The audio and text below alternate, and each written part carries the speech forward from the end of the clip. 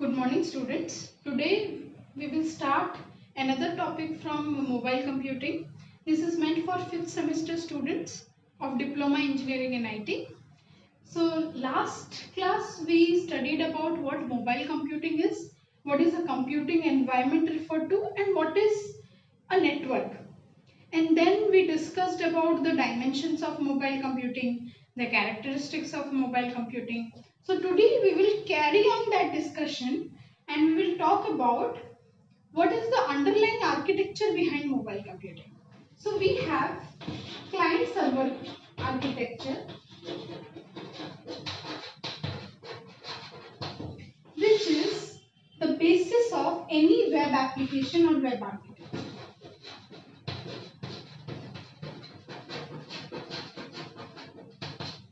Now, what do you mean by a web application? Question comes.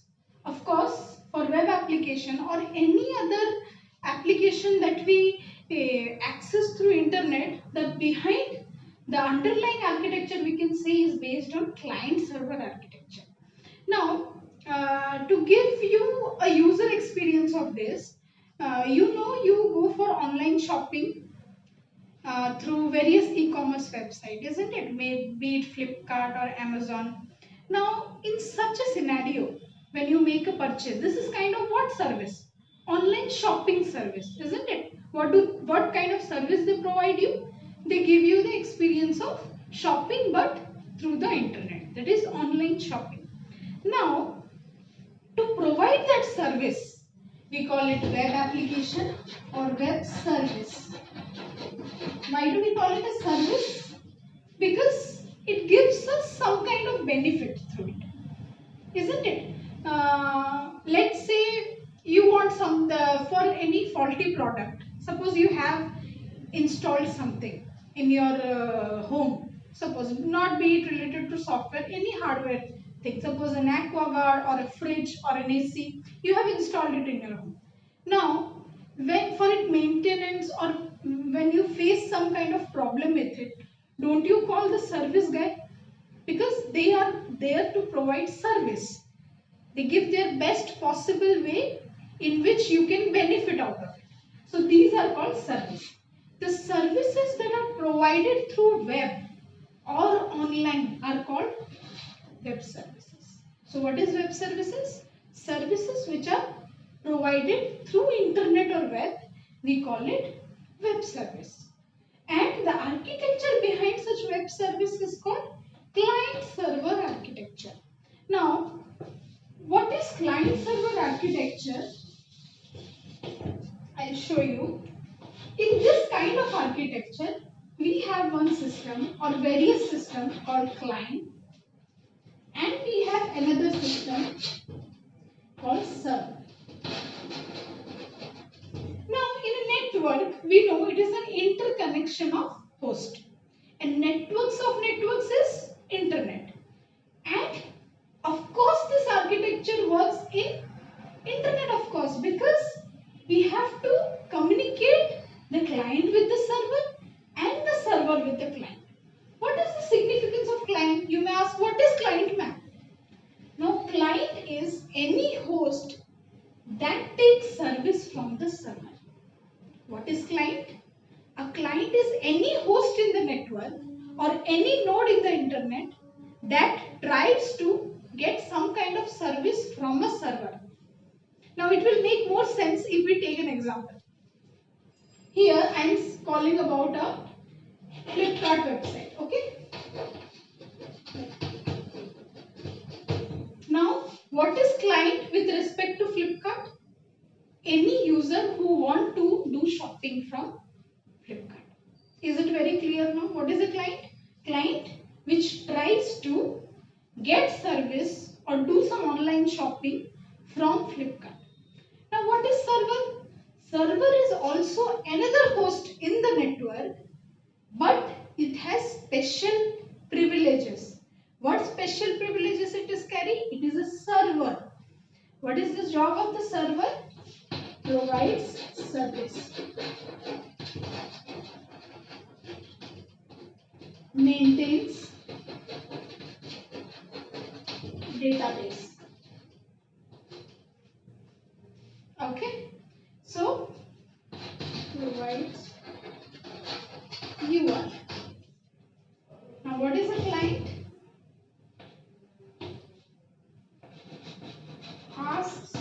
service.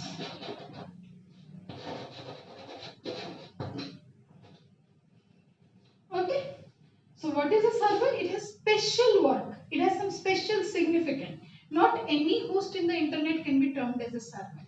A server is that host which provides service by maintaining large databases and providing everything related to the service. Now, considering our example Flipkart, here the server provides the user interface, that is the Flipkart website, that is shown to you through the server. Whatever purchase that has been made is maintained in the database. Whatever cataloging system, the category, suppose in TV, you have enormous options for purchasing TV. All those TV catalogs are also maintained in various tables in database. So it maintains the database, it maintains the user, it maintains the accounts, it maintains the purchases. So in all, we can say a server is solely responsible for providing the service to the client.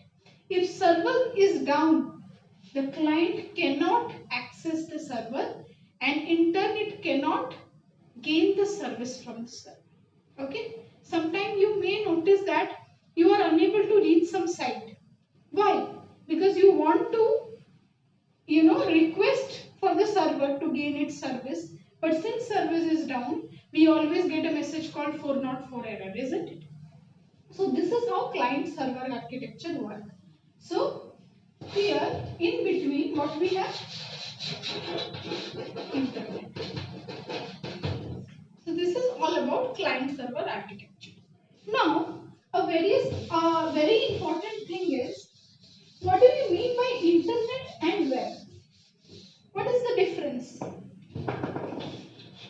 How do you differentiate between internet and www? They are of course not the same thing. Internet, as we discussed in the previous classes, networks of networks.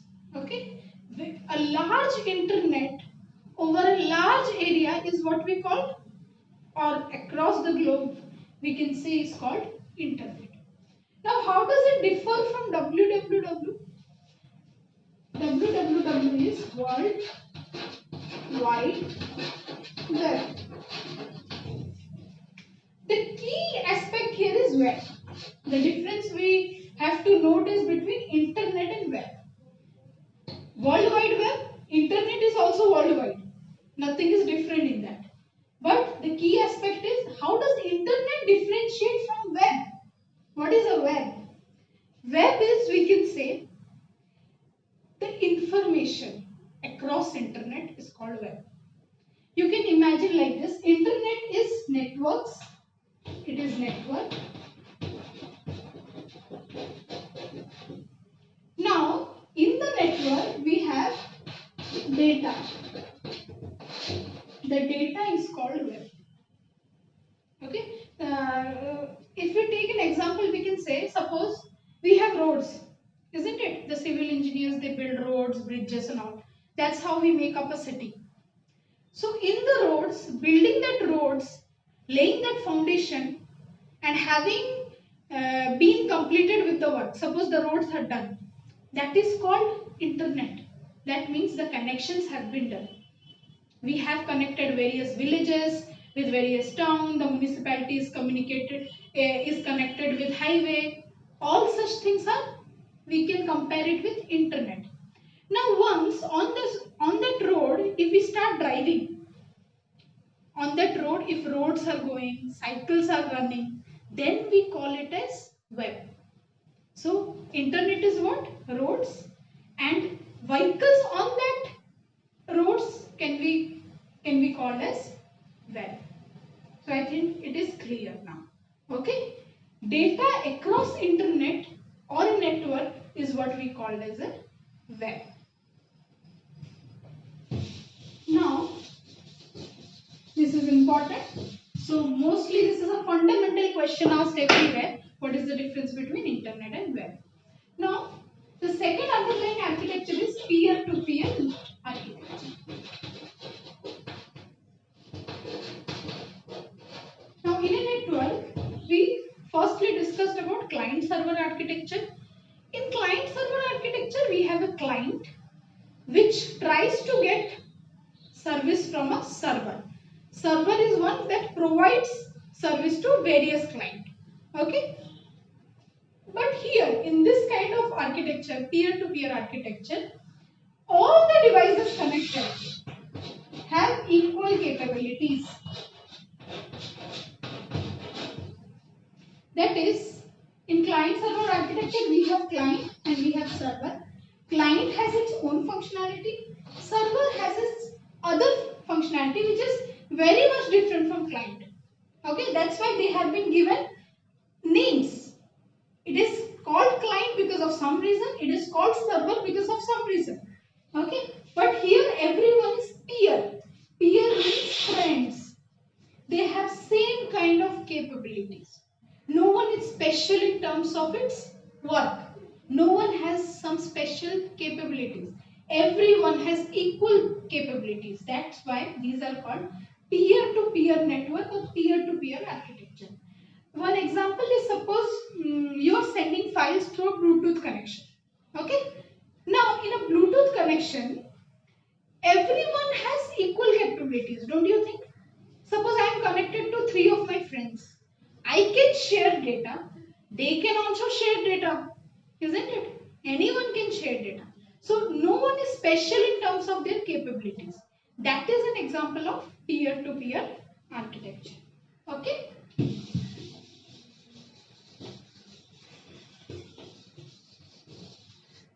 Now the last but a very important architecture is end-tier architecture.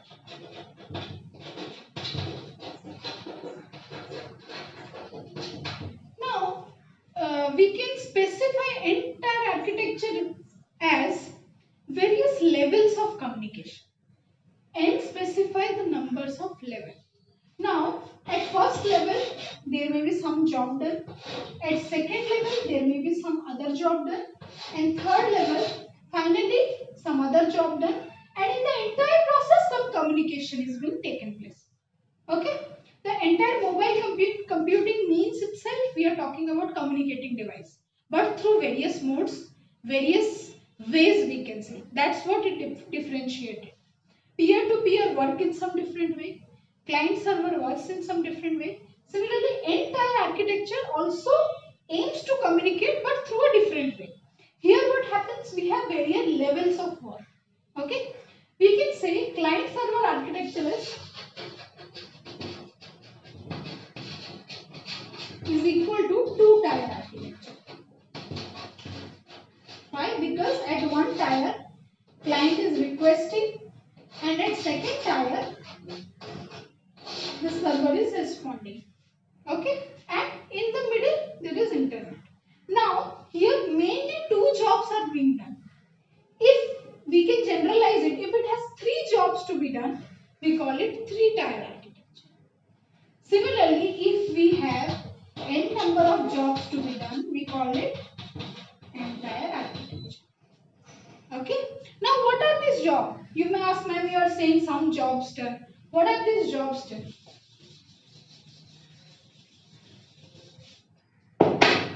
So first job is that client has to send request.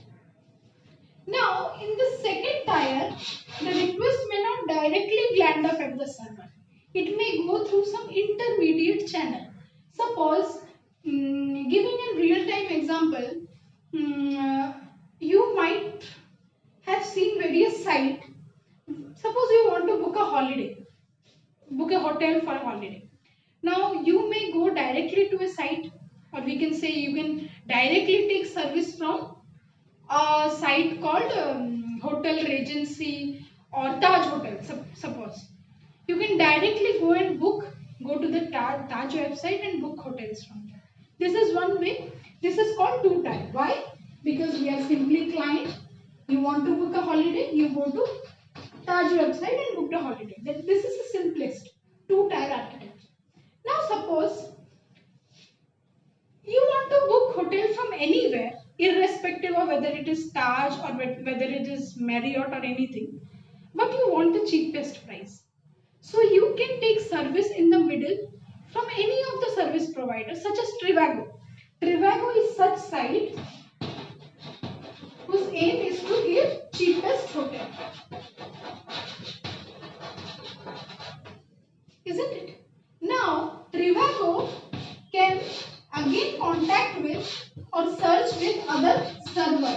Server 1, server 2, other services. Suppose Taj, this is Marriott, this is Oyo.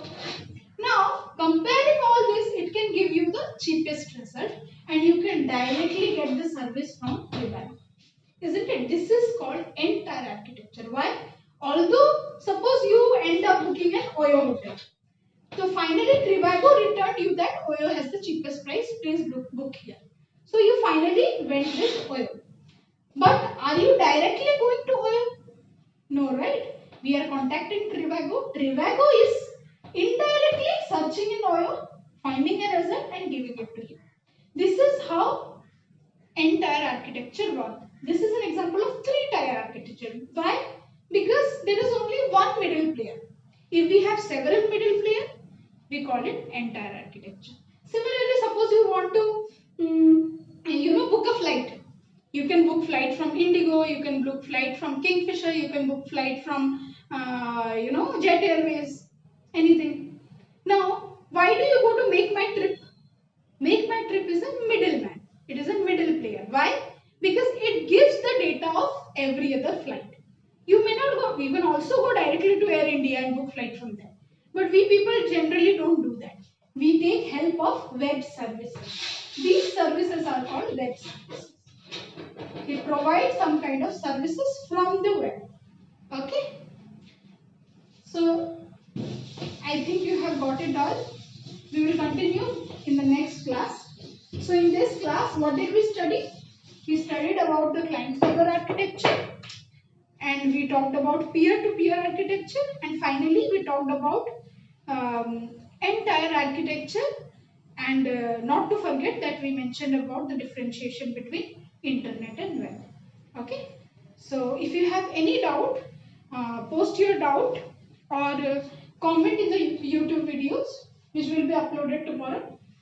You can also mail me in this mail address, Saraswati, not SKDV, @gmail.com. Post your doubt here. Okay. Thank you.